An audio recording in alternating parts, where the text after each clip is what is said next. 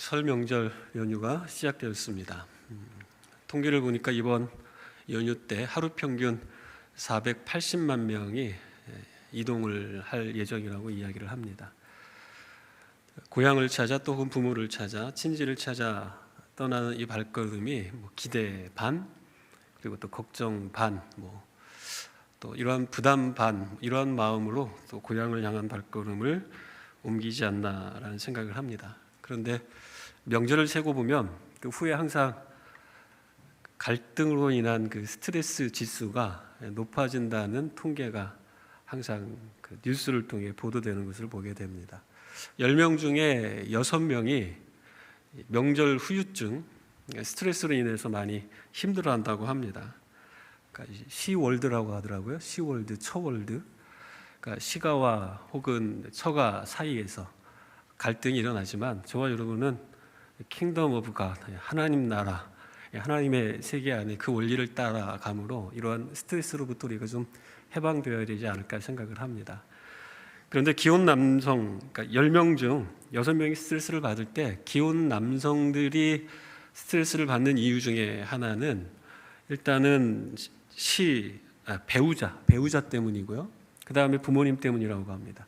그리고 기혼 여성 중 며느리들이 이제 스트레스를 받는 이유는 시댁으로 인하여, 시부모로 인하여 스트레스 받고, 그 다음에 이제 배우자로 인하여 스트레스를 받는다고 합니다. 미혼자들, 미혼 남성, 여성들은 무엇 때문에 스트레스를 받느냐? 친척 때문에, 그리고 이제 부모님 때문에 자꾸 근황을 물어보는 그러한 것 때문에 이제 많은 스트레스를 받는다고 하죠. 우리 크리스찬들도 이 시댁, 고부간의 갈등으로 인하여서 많이 힘들어합니다. 그래서 어떤 일부의 크리스찬들은 많은 사람들이 시댁 때문에 시금치도 안 먹는다 이야기하지만 크리스찬들은 또 시자 들어가는 시편도 안 읽는다고 합니다. 이걸 진리로 받아들이시면 안 됩니다. 그러니까 시편 안 읽고 시자 들어가는 시장에서 장 보는 게 아니라 마트에 가서 장 본다, 이러한 일화들이 많이 소개가 되어지고 있습니다. 제가 최근에 발견한 미경 고린도전서 13장에 나오는 시어머니를 위한 사랑장, 제가 이것을 찾게 되었는데 제가 한번 읽어드리겠습니다. 내가 교회에서 천사의 표정으로 말을 할지라도 며느리 사랑이 없으면 위선자와 울리는 꽹과리가 되고, 내가 성경을 여러 차례 통독하며 풍성한 말씀의 지식을 알고 화려한 미사역으로 기도를 잘할지라도 며느리 사랑이 없으면 아무것도 아니요, 내게 있는 것으로 다른 사람을 대접하고 희생함으로 인정받을지라도 며느리 사랑이 없으면 내게 아무 유익이 없느니라. 사랑은 며느리를 향하여 오래 참고 온유하며 잔소리하지 아니하며, 사랑은 며느리를 향하여 잘난 체하지 않고 교만하지 아니하며, 무례하지 않고 자기 이익을 챙기지 아니하며, 화내지 아니하며 악한 것을 생각하지 아니하며, 불의를 기뻐하지 아니하며 아들을 기뻐하듯 며느리를 기뻐하고, 며느리의 모든 허물을 덮어주며 믿어주고 며느리를 위해 모든 것을 내어주며 모든 것을 견디느니라. 며느리 사랑은 항상 있을 것인데 최고의 방법은 현금이니라. 시어머니들을 이 고린도전서 13장의 말씀을 받으셨으니까 여러분 믿음을 가지고 실천하시면 되겠습니다. 근데 또 며느리를 위한 고린도전서 13장 1절에서 8절도 있습니다. 한번 들어보십시오. 내가 교회에서 천사의 표정으로 말을 할지라도 뒤에서 시댁과 시어머니 흉을 본다면 위선자와 울리는 꽹과리가 되고, 내가 성경을 잘 알고 훈련받은 성도로 할지라도 시부모를 공경하지 않으면 아무것도 아니요, 내가 내게 있는 것으로 자녀 양육에 힘을 쏟을지라도 시부모를 공경하지 않으면 내게나 자녀에게 아무 유익이 없느니라. 사랑은 시부모를 기뻐하고 존경하며 소소한 것들을 잘 챙겨드리며, 사랑은 시부모에게 인색하지 않고 재산을 탐내지 아니하며, 무시하지 않고 자기 실속을 챙기지 아니하며, 화내지 아니하며 악한 것을 생각하지 아니하며, 불의를 기뻐하지 아니하며 친정 부모 위로하듯 시부모를 위로하고, 모든 허물을 덮어주며 공경하고 시부모의 험난했던 인생 여정을 위로하며 자기 것을 사용하여 넉넉하게 섬기느니라. 시부모 사랑은 항상 있을 것인데 최고의 방법은 현금이니라. 뒷것은 잊어버리시고요. 오늘 우리가 읽었었던 본문 말씀은 고부간에 일어나고 있는 일입니다. 고부간에 눈물을 흘리는 애틋한 사랑, 애정을 통해 그 눈물이 결국 기쁨의 눈물, 더 나아가 행복의 씨앗이 되어서 이 가정에 하나님의 놀라운 은혜가 임하는 아름다운 한 편의 드라마의 서막과도 같은 부분입니다. 저와 여러분이 인생을 살아갈 때 우리 누구도 고통을 원하는 사람은 없습니다. 고통과 고난으로부터 면제되었으면 좋겠다, 이런 생각을 늘 합니다. 그러나 우리의 의지와는 관계없이 우리는 늘 고난과 역경 때문에 힘들어합니다. 예상하지 못한 문제를 만나고 그것 때문에 모두가 힘겨운 시간을 보낼 때가 있습니다. 그러나 그럼에도 불구하고 하나님이 고통과 고난의 한복판에 우리와 함께 하신다고 약속하셨기 때문에 어떠한 고난과 역경 앞에서도 우리가 좌절하거나 절망하거나 포기할, 우리 삶을 포기할 이유는 존재하지 않습니다. 그런데 우리가 이 땅에 태어나는 그 순간부터 저와 여러분은 가정이라고 하는 그 테두리 안에 속하게 됩니다. 내가 선택한 것도 아니고 하나님이 우리에게 지어진 그 운명 공동체 안에 속하게 되는 것이죠. 살다 보면 개인적으로 각자 가족 구성원 간에 많은 일들을 만납니다. 고통을 당하고 고난을 누군가가 겪게 되죠. 그러면 그 한 사람의 고난과 고통이 그 한 사람에게서만 끝나는 것이 아니라 가정이기 때문에 그 한 사람의 고통이 가정 전체, 가족 전체의 고통과 아픔이 되기도 합니다. 그리고 또 누군가가 기쁜 일을 만나고 또 즐거운 소식이 들려오게 되면 그 이야기는 곧 우리 가족 모두의 이야기가 되어서 함께 기뻐하고 함께 기쁨을 나누게 되는 것입니다. 여러분, 그게 가족이죠. 그리고 이러한 가족의 특징이 조금 더 확장되어지고 영원한 가치를 지니며 우리에게 가르쳐지고 있는 공동체가 또 교회라는 공동체입니다. 오늘 본문에 세 번의 장례식을 치른 슬픈 가정의 이야기를 우리가 만나고 있는 것입니다. 그런데 슬픈 이야기였지만 시간이 가면서 하나님의 은혜가 깃들므로 말미암아 한 아이가 출생하고 그 아이로 인해 그 가정이 해피엔딩의 삶으로 달려가는 그 모습을 우리는 룻기 전체를 통하여 만나게 됩니다. 그리고 이 해피엔딩은 한 가정에게서 끝나는 것이 아니라 저와 여러분이 누리고 있는 예수 그리스도를 통하여 큰 은혜와 사랑을 경험하게 되는 이 이야기로 연결되어진다는 것을 우리는 룻기를 통해 알게 되는 것입니다. 이 룻기는 우리에게 있어서 선택이 얼마나 중요한지 그 메시지를 또한 담아내고 있습니다. 순간에 잘못된 선택, 이 잘못된 선택으로 하나님이 원하는 장소가 아닌 다른 곳으로 발걸음을 옮겨서 그곳에서 10여 년의 엄청난 험악한 세월을 보내게 된 그 이야기가 이 룻기 안에 담겨져 있기 때문이죠. 그러나 또 반면에 하나의 좋은 선택, 하나님의 은혜, 하나님을 향하여 선택하며 나아간 그 발걸음을 통해 이 가정이 하나님의 풍성한 은혜를 또 경험하게 되는 이 이야기를 룻기가 담아내고 있는 것입니다. 우리는 살아가면서 가족 구성원들끼리 지지고 볶고 여러 가지 해프닝들이 많이 있죠. 그러는 가운데 종종 우리는 누구의 탓을 할 때가 참 많이 있습니다. 내가 부모를 잘못 만나서, 내가 자식을 잘못 키웠다 하면서 또 자녀를 탓하기도 하고, 그러나 우리의 이야기는, 우리의 삶의 이야기는 적어도 누구의 탓을 하는 것으로 종결되어서는 안 됩니다.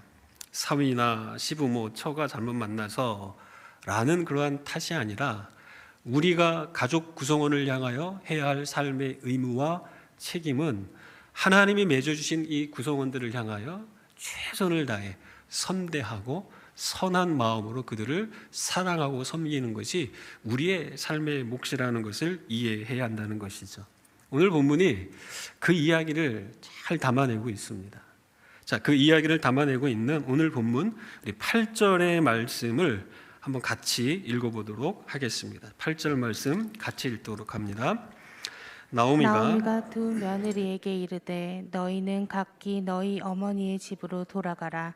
너희가 죽은 자들과 나를 선대한 것 같이 여호와께서 너희를 선대하시기를 원하며 너희가 나를 선대한 것 같이 여호와께서 너희를 선대하길 원한다. 어머니가 지금 그 이야기를 하고 있습니다. 이 말씀의 핵심은 너희가 내게 행한 것 같이 하나님이 너희를 선대하시길 원한다. 내게 행했다라는 단어는 특별히 헤세드라는 단어가 쓰이지는 않았습니다만 여호와께서 너희를 향하여 선대하길 원한다라는 이 단어는 헤세드라는 단어가 쓰였습니다.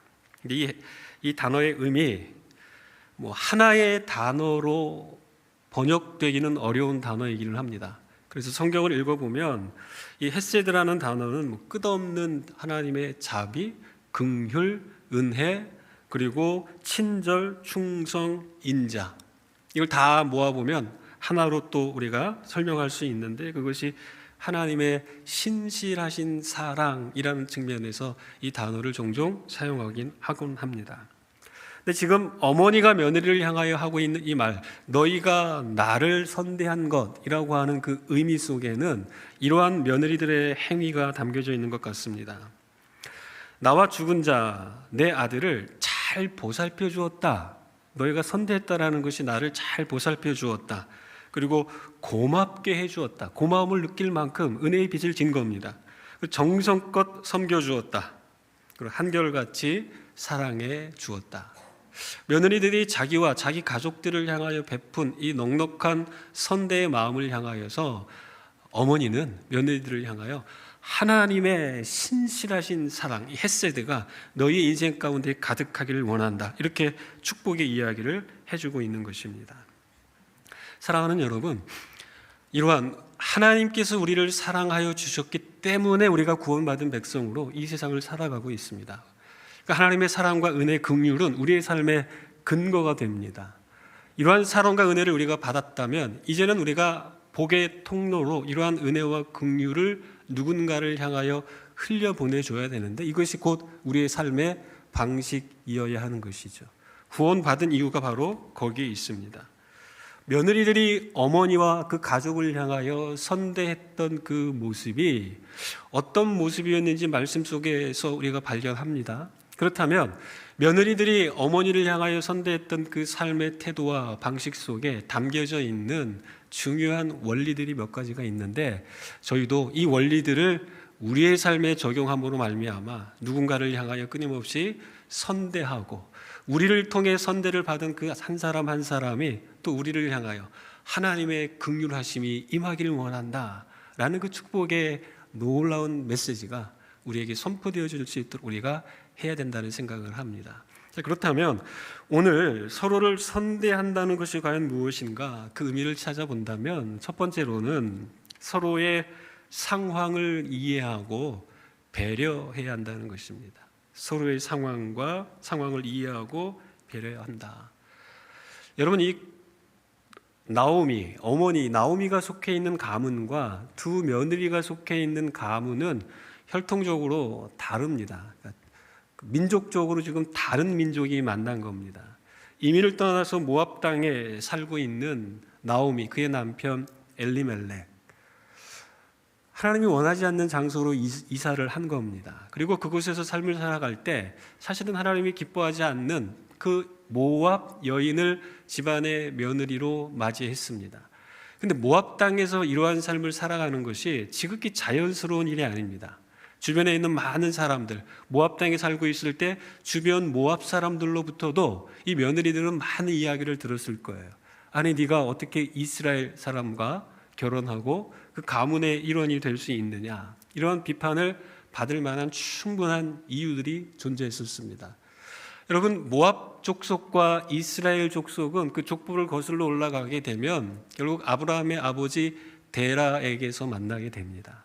데라를 통하여서 갈라진 족속이고 아브라함의 조카 롯이 두 딸을 통하여서 낳게 된 아들 모압과 암논, 이것이 결국 모압과 암몬이라는 족속으로 발전했기 때문에 하나님이 이 모압 족속을 향하여서 이스라엘 회중에 들어올 수 없다고 선을 딱 그어 놓으신 족속이기도 합니다. 혈통은 윗부분에 가면 만날 수는 있지만 시간이 지나가면서 이 모압 족속은 하나님이 기뻐하지 않는 행위들을 상당히 많이 했었습니다. 이스라엘이 출애굽했을 때에 길을 좀 열어달라고 부탁을 했음에도 불구하고 길을 열어놓지 않습니다. 그리고 이스라엘이 여러 가지 고통과 어려움 속에 있을 때 고소하다고 박수치면서 그들을 돕지 않았습니다. 그리고 이 사사기, 이 룻기가 지금 쓰여지고 있었던 이 배경의 사사시대였는데 이 사사시대 아래에서도 약 430년 정도의 사사시대 속에서도 모압 족속은 이스라엘을 계속 괴롭히고 한때는 13년 동안이나 이스라엘을 정복하여 통치하기까지 했었던 족속이었습니다. 그러한 땅 한복판에 이스라엘 백성이 들어온 것도 이례적인 것뿐만 아니라 그 가문의 일원이 되어서 모압 여인들이 며느리로서의 삶을 살아가는 것 결코 쉬운 상황은 아니었던 것이죠. 선대하는 과정 속에 며느리들이 짊어져야 할 많은 어려움들이 있었다는 것입니다. 며느리들은 그거를 생각하는 거예요. 그리고 어머니는 어떻습니까? 며느리들은 자신이 처한 상황에도 불구하고 모압 한복판에서 이스라엘 백성으로 살아가는 어머니를 위해 선대했는데 어머니는 지금 고향으로 돌아가겠다 결정했을 때 며느리들이 따라오겠다고 하는 그 상황 속에서 매우 안타까운 마음을 갖고 있습니다. 왜 그렇습니까? 고향으로 돌아가면 자신들이 모압 땅에서 경험했었던 그러한 편견과 어려움이 이제는 반대로 이스라엘 지경 베들레헴 한복판에서 모압 여인이 감내해야 할 여러 가지 어려운 상황이 어머니의 마음을 힘들게 하는 것입니다. 서로가 처한 그 상황으로 인하여서 애틋한 마음을 나누고 있는 것이 오늘 본문의 이야기라는 것입니다. 사랑하는 여러분, 우리도 마찬가지입니다. 우리도 지금 힘겨운 시간을 보내고 있지 않습니까? 코로나라고 하는 이러한 팬데믹 상황이 어느덧 2년이 흘러가서 우리를 통제하고 우리를 멀어지게 하고 생활의 불편함, 더군다나 미래에 대한 그 불투명함 때문에 젊은이들이 고통 가운데 있고 어른들은 또 여러 가지 경제적 상황, 사회적 활동에 제약이 있음으로 말미암아 서로가 힘든 그러한 시간들을 보내고 있습니다. 이유를 묻고 따지는 것이 아니라 사실은 이러한 상황 속에서 서로를 이해하고 이러한 상황 속에서 서로를 배려하는 것이 그 어느 때보다 우리에게 필요하다라는 것을 알고 있습니다. 사랑하는 성도 여러분, 설 명절이 시작되었죠. 기대감, 부담감으로 우리가 가족들을 만날 때 우리의 마음속에 기본적으로 이 마음을 품고 만났으면 좋겠습니다. 함께 어려움을 통과하는 이때에 서로가 서로를 향하여 그가 맞닥뜨린 상황과 환경을 향한 이해, 그리고 더 적극적으로 배려하고자 하는 그러한 마음으로 이번 명절을 아름답고 복되게 보내시기를 주의 이름으로 축복합니다. 또 서로를 선대하는 그러한 모습 속에 발견되어지는 두 번째 특징은 서로의 유익을 구하는 마음이 있었다는 것입니다. 서로의 유익을 구하는 마음. 자, 9절 말씀을 또 함께 읽어보겠습니다. 9절 시작. 여호와께서 너희에게 허락하사 각기 남편의 집에서 위로를 받게 하시기를 원하노라 하고 그들에게 입맞춤에 그들이 소리를 높여 울며. 자, 지금 입맞추고 소리 높여 우는 상황이 지금 보도되고 있습니다.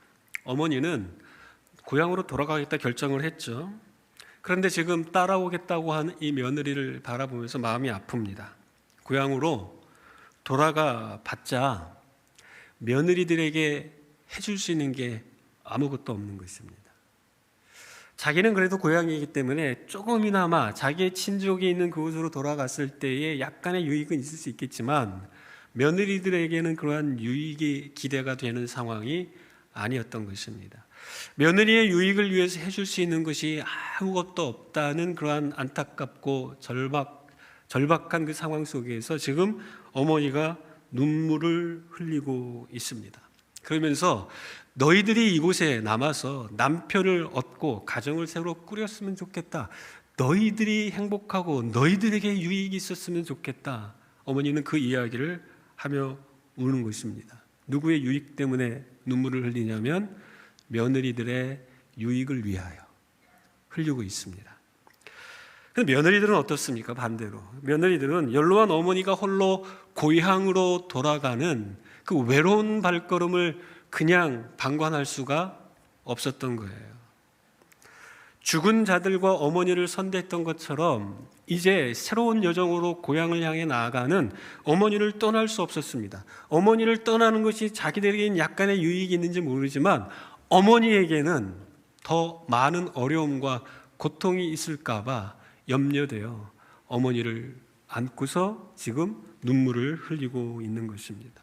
누구의 유익 때문에 눈물을 흘리냐면 어머니의 유익을 생각합니다. 어머니가 잘 되길 원한다는 것입니다. 서로의 유익을 위하여 지금 안타까운 마음을 갖고 소리 높여 울고 있는 것입니다. 내가 잘 됐으면 하는 그런 마음이 아니라 어머니는 며느리가 잘 됐으면 하는 마음으로 울고 있는 것이죠. 사랑하는 성도 여러분, 사랑은 그런 것입니다. 고린도전서 13장에서 이야기하고 있는 것처럼 사랑은 자기 유익을 구하지 아니하고 내 유익만 생각한다면 우리는 행복해질 수가 없습니다.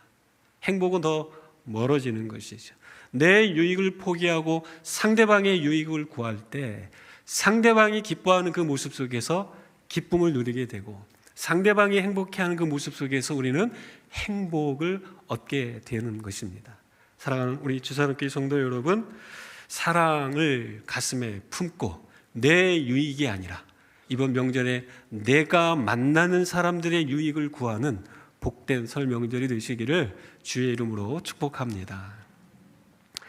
선대하는 그 모습 속에 우리가 발견하는 세 번째 특징은 자기 희생의 헌신이라는 것입니다. 자기 희생의 헌신. 자, 우리가 다른 사람의 상황과 환경을 이해하는 마음, 배려하는 마음의 마음 품을 수 있습니다. 그리고 어쩌면 우리는 또 자연스럽게 이러한 마음이 우리 안에 생기기도 합니다. 그리고 서로의 유익을 구하는 마음, 우리에게도 또 자연스럽게 생기기도 하죠. 가족이라면 서로의 유익을 구하는 것, 어쩌면 우리 마음 한켠에는 늘 자리를 잡고 있습니다. 그런데 마음만으로는 안 된다는 것입니다. 구체적인 실행, 헌신이 있어야 되는 것이죠. 오늘 룻이 그 모습을 보여주고 있습니다. 룻의 동서였었던 오르바는 어머니와 함께 웁니다. 서로의 상황에 대한 공감이 있었습니다. 서로의 유익을 구하고자 하는 마음이 있었습니다. 그러나 오르바는 거기까지였어요. 이것이 비난받아야 된다, 그 의미는 아닙니다. 오르바는 어머니와 함께 가는 그 여정을 그냥 어머니의 말씀을 듣고 내려놓습니다. 그리고 자기의 갈 길로 갑니다. 그리고 오르바의 이야기는 거기에서 끝납니다. 그러나 룻은 다릅니다. 어머니를 따릅니다. 자기의 유익이 아니라 어머니의 유익을 위하여 고난과 역경이 있음을 알면도 불구하고 그 길을 선택합니다. 그리고 선택하여 그 길에 동참할 때 자기의 이름과 같이 어머니의 친구가 되어서 어머니와 함께 동행하는 여정으로 발걸음을 옮겼던 것입니다. 어느 정도로 룻이 간절한 마음을 표현하고 있냐면 14절 말씀이 그것을 보여주고 있습니다. 소리 높여 다시 울더니 오르바는 그의 시어머니에게 입맞추되 룻은 그를 붙쫓았더라. 여러분, 우리가 자주 쓰는 말 가운데 껌딱지처럼 붙어 있다란 말 하잖아요. 그 의미입니다. 그 의미. 착 달라붙었다는 것입니다. 선대하는 것, 어머니를 선대하는 것, 마음에서만 멈춘 것이 아니라 실제 의지적으로 자기 희생을 통해 어머니를 향하여 헌신합니다. 상대의 유익을 위한 이 희생과 헌신, 어느 정도였냐면 죽기 전에 어머니를 절대 떠나지 않겠습니다. 어머니와 나를 갈라놓을 수 있는 것이 있다면 그것은 죽음밖에 없습니다. 얼마나 그 비장하면서도 간절하고 희생적인 마음을 담아내고 있습니까? 계산하지 않는 자기 희생, 자기의 미래, 자기의 자녀, 어떤 자기 삶을 일단 내려놓고 불확실한 삶이지만 어머니와 동행하는 삶을 선택하여 그 길을 걸어갈 때 하나님은 이러한 여인의 삶을 내버려 두지 않으신다는 것이죠. 룻기 전체가 이것을 우리에게 잘 보여주고 있습니다. 여러분, 룻의 이야기를 담아내는 그 배경은 사사시대입니다. 사사 시대에 대하여 사사기는 이렇게 기록해 주고 있습니다. 그때에 이스라엘에 왕이 없으므로 각기 자기 소견에 옳은 대로 행하였더라. 자기의 소견에 옳은 대로 행하였습니다. 하나님을 배제하고 자기 뜻, 자기 유익, 자기만을 위하여 살아가고 있었던 이 시대 한복판에서 자기가 아니라 다른 사람의 유익, 자기 가족, 어머니의 유익을 위하여 자기를 희생하는 이러한 룻의 아름다운 이야기는 하나님의 긍휼을 들어오게 하는 그의 인생 가운데에 하나님의 긍휼과 은혜가 임하여지는 놀라운 역사로 이어지게 됩니다. 룻이 나중에 이제 고향으로 어머니와 함께 어머니의 고향으로 돌아왔을 때 룻이 베들레헴에서 보아스를 만납니다. 밀밭에서 이삭을 줍고 있었던 룻, 보아스가 자기 밭에 일꾼들이 일을 잘하는지 살피기 위하여 나왔다가 보아스가 룻을 보았어요. 그리고 룻이 보아스를 보았어요. 서로 눈이 마주쳤습니다. 사랑하여 나중에 결혼을 하게 되죠. 여러분, 이 보아스의 가문을 쭉 추적해 가서 보게 되면은 이 보아스의 어머니 기생 라합으로 성경은 기록해 주고 있습니다. 라합은 어떤 사람이었었냐면 여리고성을 정탐했었던 그 두 정탐꾼을 살려주고 숨겨줌으로 말미암아 하나님의 백성을 향하여 은혜와 선대를 해줌으로 말미암아 하나님께서 여리고성을 진멸하실 때 구원을 얻은 사람이 기생 라합입니다. 그리고 기생 라합이 누구랑 결혼을 하게 되냐면 살몬이라고 하는 사람과 결혼을 하는데 그 족보를 쭉 따라 올라가게 되면 헤스론이라는 사람입니다. 그리고 헤스론을 따라 올라가면 유다가 나오는 겁니다. 그런데 이 헤스론의 아들 람을 통하여서 보아스의 가문이 이어져 가고 있습니다만 헤스론의 또 다른 아들이 있는데 갈렙입니다. 이 산지를 내게 주소서. 이 갈렙의 아내가 좀 여러 명 있었습니다만 이 갈렙의 아내 가운데에 한 사람이 누구였었냐면 베들레헴의 에브랏이라고 하는 여인이 갈렙의 아내 중 한 명이었습니다. 근데 오늘 엘리멜렉 가문, 나오미의 가문을 룻기 1장 초반절에서는 베들레헴 에브랏 사람이라고 표현하고 있는 거예요. 그러니까 여러분, 나오미의 가문은 지금 어디에 속해 있는 가문이냐면 베들레헴 에브랏, 즉 갈렙 족속의 후손입니다. 그리고 헤스론에서 만나는 거예요. 그래서 친족 관계가 되는 것이죠. 하나님이 주신 마음을 가지고 어머니를 향하여 선대하는 마음에서 그친 것이 아니라 자기 희생과 헌신을 통하여 어머니와 끝까지 동행하는 삶을 선택하여 고난과 역경의 길을 걸어갈 때 하나님께서는 긍휼을 입은 한 가문을 통하여서 보아스를 통하여 이 룻이 속한 그 가정에게 하나님이 선대하시는 헷세들을 보여주시는 그 놀라운 이야기를 룻기가 우리에게 소개해주고 있는 것입니다.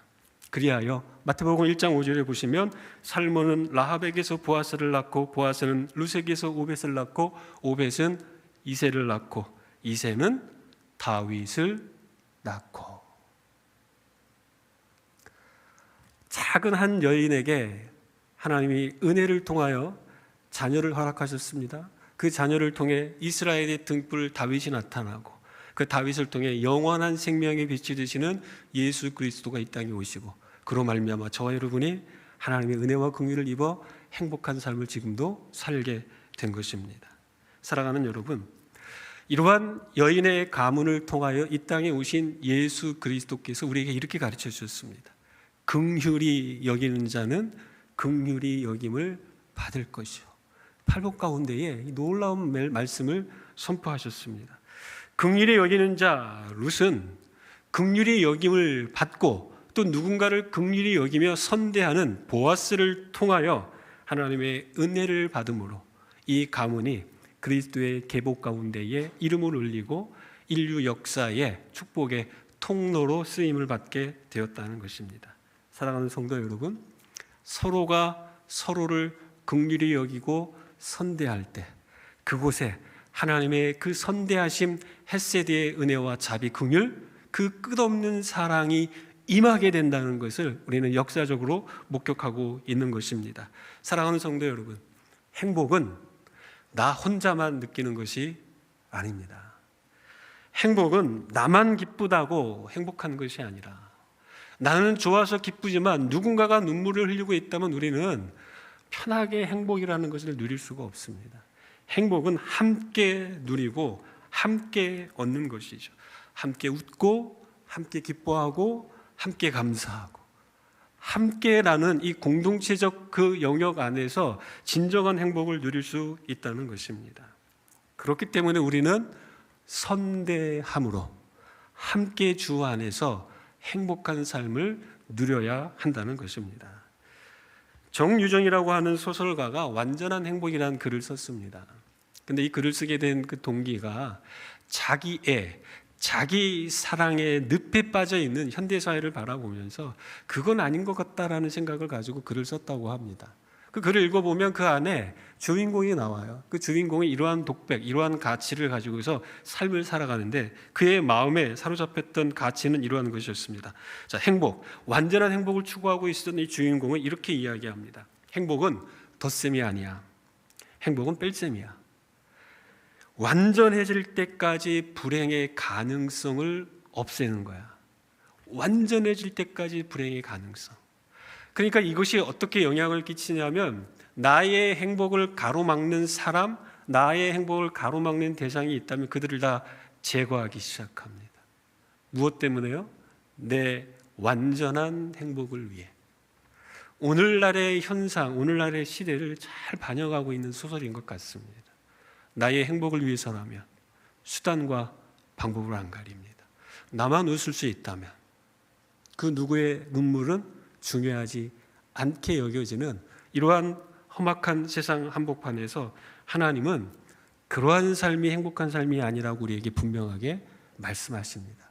성경은 우리가 행복하게 사는 삶을 향하여 이렇게 명령하고 있습니다. 이렇게 살아야지 진정한 행복을 누릴 수 있다. 미가서 6장 8절 사람아 주께서 선한 것이 무엇임을 내게 보이셨나니 여호와께서 내게 구하시는 것은 오직 정의를 행하며 인자를 사랑하며 겸손하게 내 하나님과 행하는 것이 아니냐. 로마서 12장에서는 이렇게 사도 바울이 권하고 있습니다. 즐거워하는 자들과 함께 즐거워하고 우는 자들과 함께 울고 아무에게도 악을 악으로 갚지 말고 모든 사람 앞에서 선한 일을 도모하라. 갈라디아서 6장 9절 우리가 선을 행하되 낙심하지 말지니 포기하지 아니하면 때가 되매 이리라 거두리라.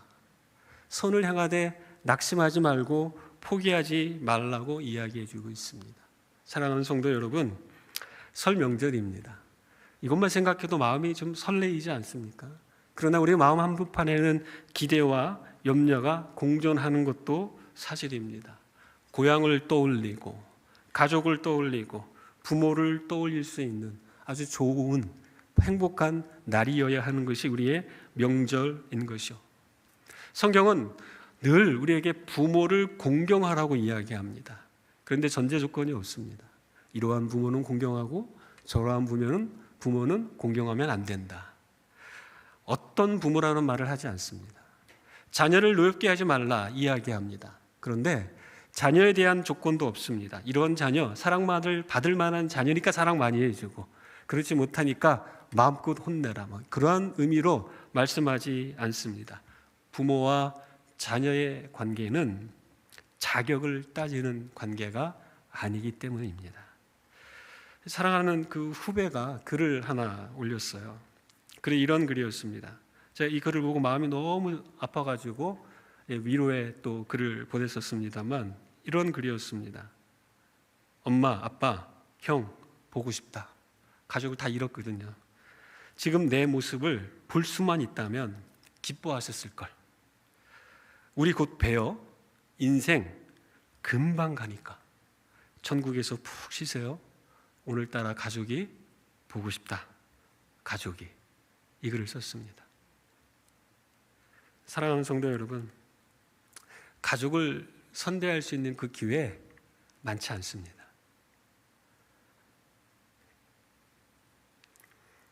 우리에게 시간이 많은 것이 아니라 우리에게 사실 시간이 그렇게 넉넉하지 않습니다. 사랑할 만한 기회, 선대할 만한 시간 넉넉하지 않기에 기회가 있는 대로 우리는 하나님의 그 은혜와 긍휼을 가슴에 품고 통로가 되어서 내 앞에 있는 한 사람 한 사람을 향하여 그 은혜와 긍휼을 흘려 보내야 한다는 것입니다. 고향과 부모를 향한 발걸음 부담이 아니라 기쁨이 되었으면 좋겠습니다. 그리고 저와 여러분이 이 세상을 나그네로 살아가고 있지 않습니까? 베드로가 말한 것처럼 우리는 거류민으로 나그네로 이 세상을 살아가고 있습니다. 그 의미는 우리가 언젠가 돌아갈 본향이 있다는 것이죠. 먼저 가신 분, 우리랑 이 땅에서 헤어졌던 그분들이 존재하는 그곳, 표현할 수 없는 완전한 하나님의 사랑과 긍휼이 넘쳐나는 그곳, 서로 간에 흠없는 사랑과 긍휼을 나눌 수 있는 완전한 그곳, 우리는 그곳에서 영원한 만남을 기대하며 함께 이 인생의 여정을 나그네로 걸어가고 있는 것입니다.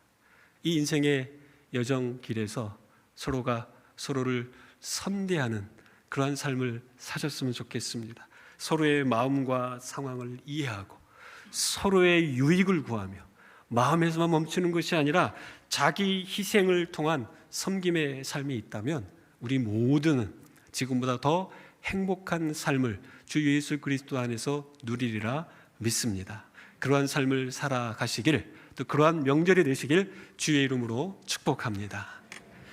하나님 아버지 감사합니다.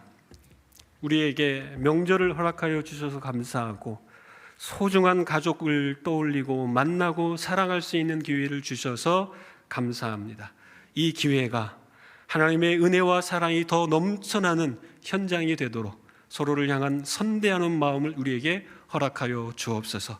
서로의 상황과 환경을 이해하고 배려하는 마음, 서로의 유익을 구하는 마음, 그리고 이것을 위해 우리를 희생함으로 상대방을 섬기는 아름다운 삶이 되도록 우리의 인생을 축복하여 주옵소서. 예수님의 이름으로 기도합니다. 아멘.